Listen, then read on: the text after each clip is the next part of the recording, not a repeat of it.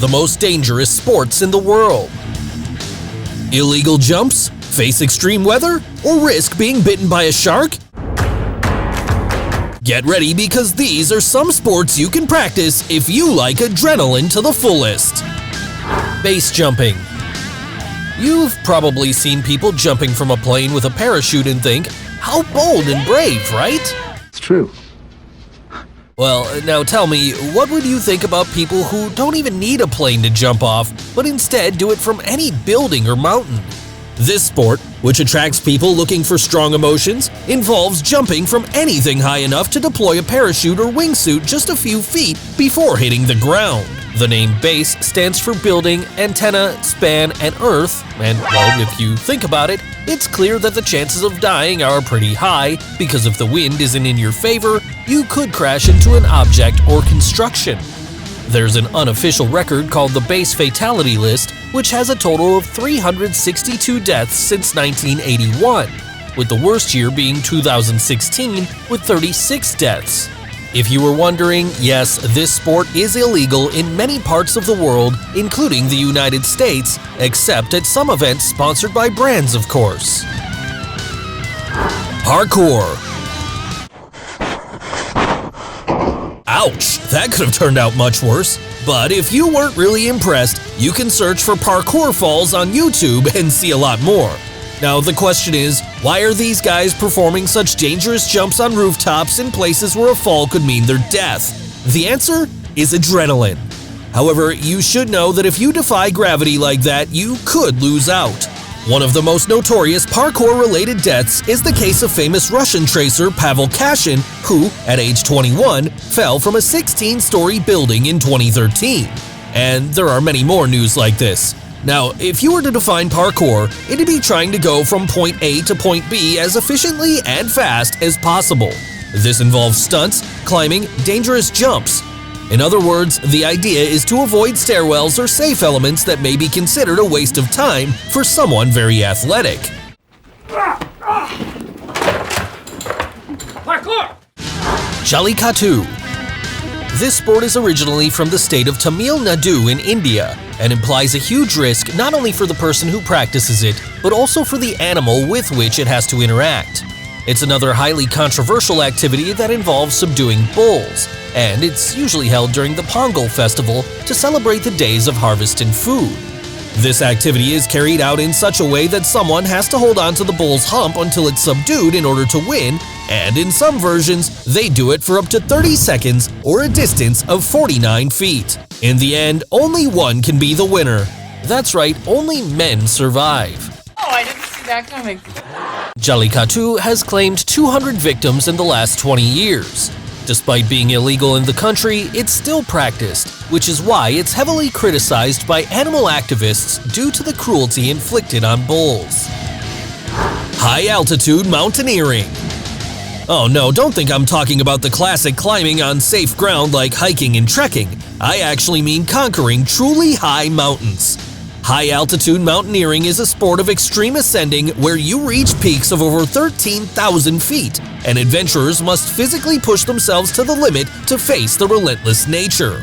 Many have perished just trying, as evidenced by the more than 300 people who died trying to reach the summit of Mount Everest. After all, this sport involves many dangers. For starters, the rough terrain presents a challenge due to crevasses, avalanches, rockfalls, or glaciers. Not to mention the weather conditions can freeze mountaineers.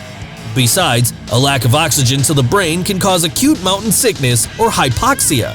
Now, can you imagine tripping and falling into the abyss from that height? That's why those who practice it must be true experts in scrambling, climbing, glacier travel, ice climbing, and using technical equipment. Auto racing. Nothing more dangerous than a car running at extreme speeds on asphalt tracks. Do you want to practice this sport where you can go over 200 miles per hour? Well, you have a 1 in 100 chance of dying in one of these fatal accidents. And although the safety of suits and helmets has increased significantly, auto racing is still definitely one of the most dangerous sports out there. The faster the cars, the more violent the accidents will be, and in the last 20 years, there have been more than 40 deaths related to the most famous auto racing. Even the Dakar Rally, where there's nothing but sand dunes around you, there were fatalities in recent years it was held. After all, there's no doubt that accidents in these races give you goosebumps. Cave diving. If you enjoy the thrill of exploring new directions, this sport is for you. Are you serious? But wait! The risks of this practice could lead you to death. In recent years, this activity has gained popularity among those interested in diving in underwater caves without knowing the great dangers it entails. Hitting extremely sharp rocks and the lack of oxygen are the most common risks. Besides, changes in pressure could rupture your eardrums or even a lung. Don't forget that prolonged exposure to high-pressure gases and accumulation of nitrogen and helium, hypothermia, getting separated from your diving buddy, or getting lost are also causes of death. Something you should keep in mind is that according to the Texas-based San Marcos Area Recovery Team, over 500 people have died from this practice since 1960 in Florida, Mexico, and the Caribbean. And don't be fooled, experience doesn't guarantee survival. Many instructors have fallen victim to this sport. Shark diving. What if cave diving didn't scare you? Would you dare to dive with sharks without a cage? Look, what are they thinking? According to the International Shark Attack File, in 2019 alone, 140 people were attacked by sharks, but only 64 of these attacks were unprovoked. The rest resulted from activities like this. With these facts, you shouldn't be surprised by the case of Marcus Groh, who, while swimming with these carnivorous fish in the Bahamas, was attacked by a tiger shark and died. Now tell me, would you dare to practice it? If for some reason your answer was yes, here are some places that offer the opportunity to do so. The Socorro Islands in Mexico, the Galapagos Islands in Ecuador, Cocos Islands in Costa Rica, and of course, the Bahamas. Just keep in mind that it's better to do it in a group, wear a proper suit, and don't even think about getting close to mammals, as these toothed creatures may mistake you for their natural food.